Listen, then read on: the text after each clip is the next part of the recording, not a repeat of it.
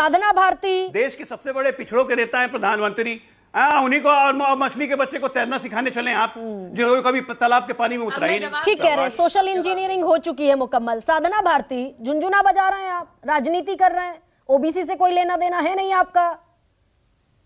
आदरणीय गरिमा जी, देखिए मुझे लगता है आदरणीय आलोक जी को बहुत सारी कंफ्यूजन तो है, और आपसे कह रहे थे कि आपके अनुकूल जवाब नहीं होता तो आप सवाल करती हैं। मैं कहती हूँ उनका जवाब ना तो न्याय अनुकूल था, न सत्य अनुकूल था, और ना ही तर्क अनुकूल था, और उनकी कंफ्यूजन को दूर कर देती हूँ और तर्क और सत्यता के साथ बात करती हूँ। क्योंकि मैं कांग्रेस की राष्ट्रीय प्रवक्ता तो हूँ ही, मैं भारतीय ओबीसी महासभा की मुख्य संयोजक भी हूँ, और उस नाते बात करती हूँ। आपको बहुत सारी कंफ्यूजन है भाई साहब।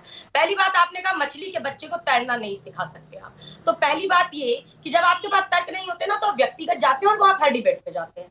और अब मैं आपसे पूछती हूँ कि अगर प्रधानमंत्री मोदी जी सच में ओबीसी हैं, जो कि वो मुख्यमंत्री जब गुजरात के बने तब तक वो अगड़ी जाति में थे, उन्होंने अपनी अगड़ी जाति को मुख्यमंत्री बनने के बाद पिछड़ी ओबीसी की सूची में शामिल कर लिया, ये सबसे बड़ी सत्यता है। तो वो जन्मजात ओबीसी नहीं है। अगर मोदी जी जन्मजात ओबीसी होते तो एक कुर्मी मुख्यमंत्री, एक ओबीसी मुख्यमंत्री नीतीश कुमार जी के डीएनए पर प्रश्न नहीं उठाते।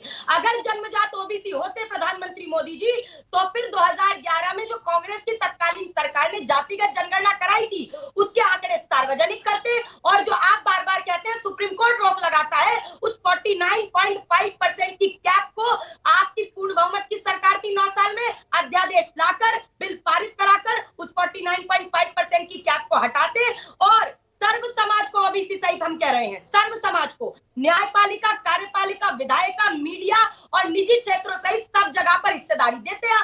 लेकिन आप ओबीसी नहीं है। अगर आप ओबीसी होते सच में तो ओबीसी के लोकतांत्रिक अधिकारों की लड़ाई लड़ते। और मैं कह रही हूँ, उमा भारती जी ने एक समय पे कहा था इन्हीं की नेत्री है कि मोदी जी विनाश पुरुष है। देखिए मैं ऐसी बात नहीं करती, मैं कहती हूँ आदरणीय मोदी जी ना विनाश पुरुष है ना विकास पुरुष है, वो मात्र भाजपा की आदरणीय बड़ी अम्मा आरएसएस के विश्वास पुरुष है। ठीक है साधना भारती, आप भी बड़े उत्साह में है, पहली बार साधना भारती बड़े उत्साह में है। 2014 गंवाया, 2019 भी हाथ से निकल गया, अब 2024 में ये मिल गया है कास्ट सेंसस का मुद्दा।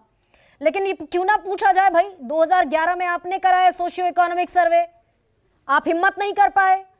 अभी आप एक और ताल ठोक रहे हैं कि सरकारें आएंगी जब वहां वहां कराएंगे।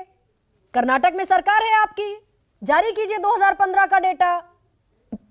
देखिए मैं तो, आपने 2011 की बात, मैं तो कह रही हूँ 2011 के बाद जातिगत जनगणना जो 11 में हमने कराई, 2014 में इनकी सरकार थी, सामाजिक न्याय मंत्रालय के पास सारे आंकड़े थे, और जब इनसे प्रश्न पूछा गया तो भाजपा की सरकार ने जवाब दिया लिखित राज्यसभा में, इनके मंत्री वीरेंद्र सिंह ने, कि हमारे पास आंकड़े हैं लेकिन हम सार्वजनिक नहीं कर सकते। 2015 पर आइए ना साधना भारती, ठीक है, उन्हीं की सरकार ने एक एफिडेविट दिया आदरणीय गरिमा जी कि हम जातिगत जनगणना नहीं कराएंगे। तो ये भाई साहब जो आलोक जी बैठे हैं किस बात पर टाल ठोक रहे हैं, और ये खुद कंफ्यूज है। एक मिनट गरिमा जी, ये सारे फैक्ट मैं अपने प्रोग्राम में कई बार साधना भारती रख चुकी हूँ, लेकिन अपना 2015 का भी तो डेटा बताइए ना।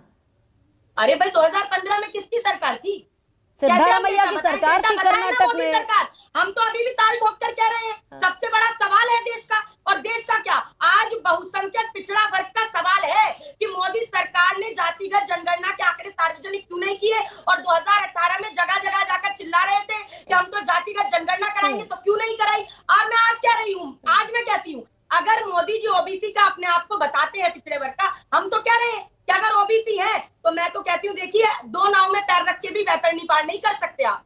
ये भाजपा तो अब 3 नाव में पैर रख के, तो मैं यही सवाल, साधना आप सुन नहीं रही है शायद, एक सेकंड साधना, थोड़ा सा ठीक है, मैं एक सेंटेंस अपना पूरा कर लूं, ब्रेक लगाइए थोड़ा सा। नहीं मेरी एक लाइन पूरी होने दीजिए। मैं अजय आलोक जी से पूछना चाहती हूँ और उन्हें जवाब देना पड़ेगा, क्योंकि मैं स्वयं ओबीसी हूँ।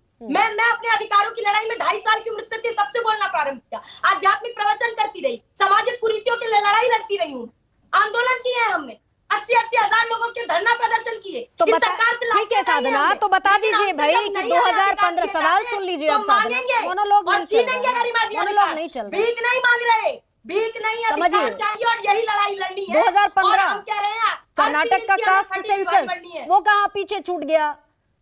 नहीं, कुछ पीछे नहीं छूटा। हम तो कह रहे हैं ना, हम कह रहे हैं कि अगर 90 सेक्रेटरीज देश की सरकार में है तो मात्र 3 ओबीसी क्यों? मीडिया के अंदर जितने भी आप बड़े आप लगा लीजिए मुख्य धारा में, उसमें एक ही वर्ग के लोग चलिए, तो क्यों कम मिलते हैं? क्यों सवाल नहीं? उठाना SC, आसान OBC का है, और जब तो सवाल नहीं, अपनी सवाल तरफ घूम नहीं। जाए तो थोड़ा हम मुश्किल कह हो रहे हैं, जाता हम है। आएंगे। नहीं गरिमा जी, एक ठीक है। अंतिम बात जो अरे, आपने पूरी नहीं आप की थी, मैं ये कह रही 2015 हूँ पर कि ये 2015 तीन पर नाव आपके में जो पास जवाब है नहीं साधना भारती? बिल्कुल है मेरे पास। 15 में हम थे क्या? 15 में हम थे तो क्या? सुन क्या लीजिए जवाब ना। दूं मैं 15 के लिए? मैं एक चीज क्लियर कर रही हूँ, आप मेरी एक लाइन पूरी होने दीजिए। कृपया कर्नाटका करके में मेरा सिद्धारमैया विनम्र सरकार निवेदन ने है। सर्वे गरिमा जी, मेरा कराया आपसे जिसका विनम्र निवेदन आंकड़ा है। आपने पब्लिश नहीं किया, खैर।